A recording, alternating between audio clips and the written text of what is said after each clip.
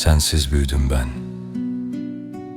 Takvimler değişti ama içimdeki çocuk hiç büyümedi. Duvarlarda asılı kaldı çocukluğum. Sofrada bir tabak eksik her akşam. Saçımı okşayan elin yok artık. Bu evde en çok senin kokun yarım. Geceleri yastığıma sarılıp adını fısıldarım karanlığa.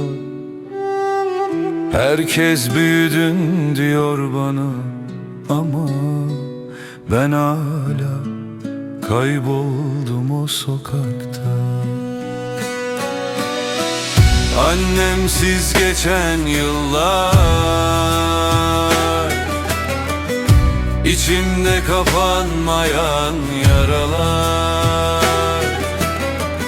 Gülsem bile yalan gözlerim ağlar.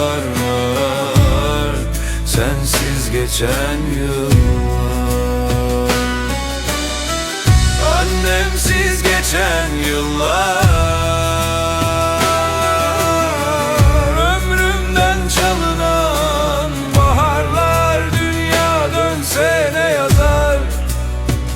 Ben sensizim, ben yarım kaldım. Bayram sabahları sessiz şimdi. Kapım çalmaz oldu dualarım. Herkes sarılırken annesine,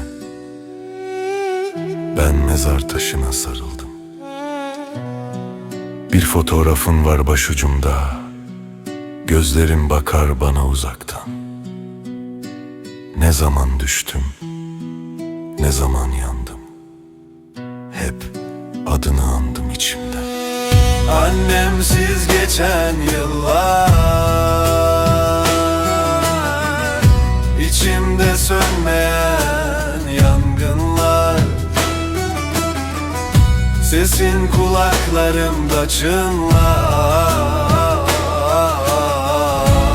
Düşüme yavrum der gibi. Annemsiz geçen yıllar, yüreğimde dinmeyen sızılar. Cennet annelerin ayağının altındaysa, benim cennetim sensin anne.